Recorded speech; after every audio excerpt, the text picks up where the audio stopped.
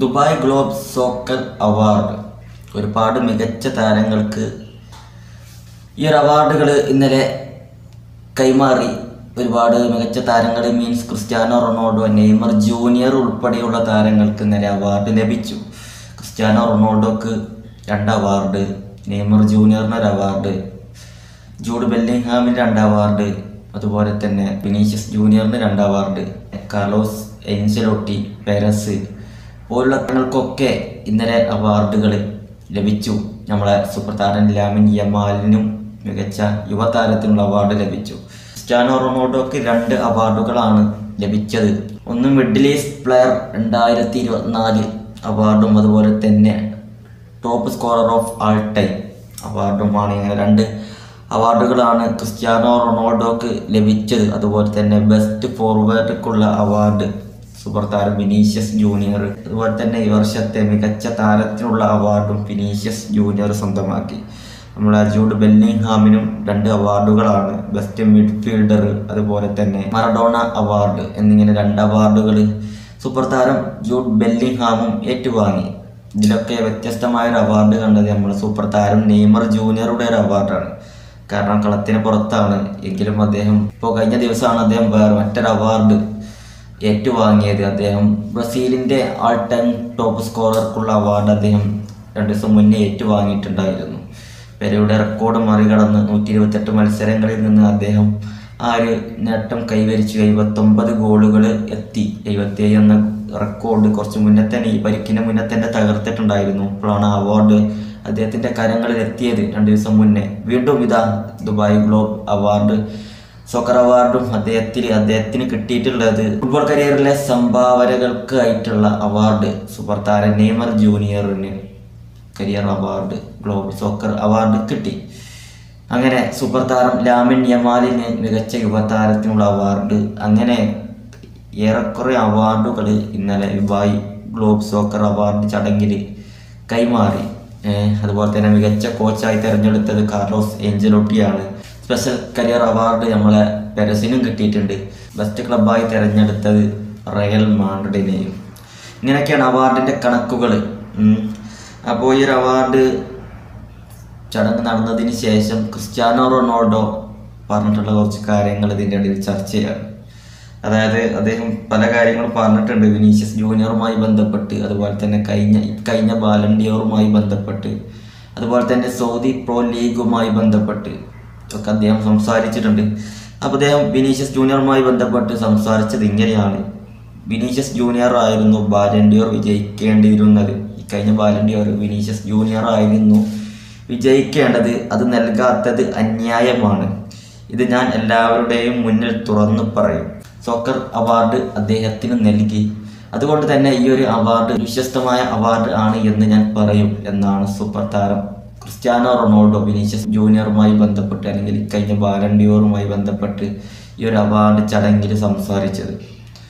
Vinicius ജൂനിയറിന് തന്നെയായിരുന്നു കഴിഞ്ഞ Ballon d'Or കിട്ടേണ്ടിയിരുന്നത് എന്ന് സൂപ്പർ താരം വിനീഷ്യസ് ജൂനിയറിനെയും നെയ്മർ ജൂനിയറിനെയും അവിടെ ചടങ്ങിൽ കൂടിയിരുന്ന പല പ്രമുഖരെയും മുൻനിർത്തിയാണ് ക്രിസ്ത്യാനോ റൊണാൾഡോ ഈ ഒരു സംസാരിച്ചത്. അത് അന്യായമാണ് വിനീഷ്യസ് ജൂനിയറിന് കൊടുക്കാതിരുന്നത്. അതുകൊണ്ട് തന്നെ ബാലൻഡിയോറുമായി ബന്ധപ്പെട്ട് മുന്നേ ഒരുപാട് ചർച്ചകൾ റൊണാൾഡോ ചെയ്തിട്ടുണ്ട്.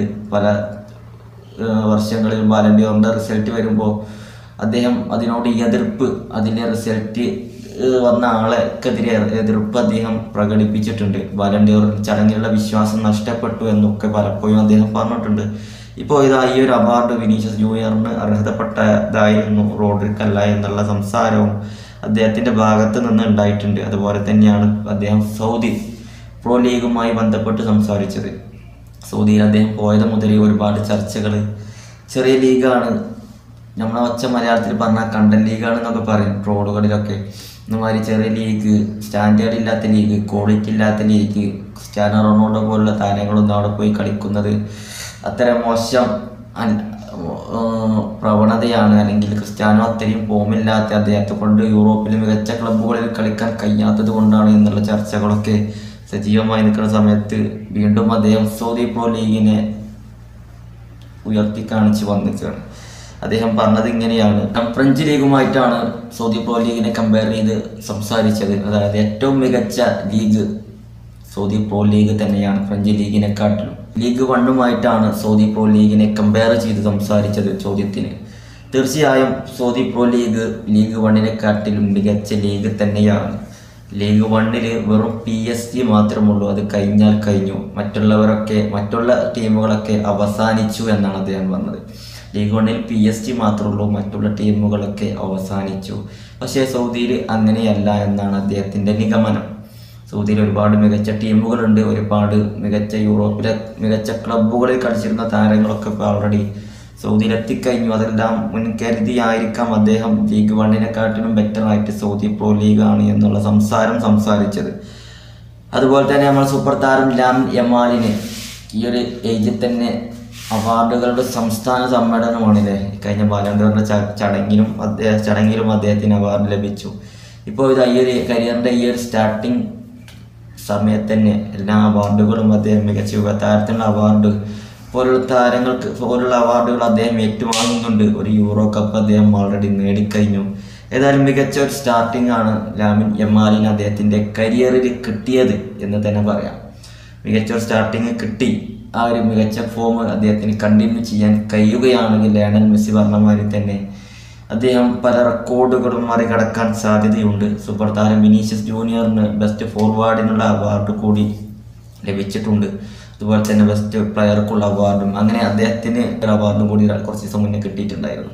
അങ്ങനെ അദ്ദേഹത്തിന് ബാലൺ ഡോർ കിട്ടാത്തതിൻ്റെ ആ ഒരു മുഷിപ്പ് ഏറെക്കുറെ കുറച്ച് മാറിയിട്ടുണ്ടാകുമെന്ന് കരുതുന്നു. കാരണം ഇപ്പോൾ കഴിഞ്ഞ അവാർഡുകൾ ചടങ്ങിലൊന്നും സൂപ്പർ താരം റോഡ്രിക്ക് ഒരു പരിഗണനയുമില്ല.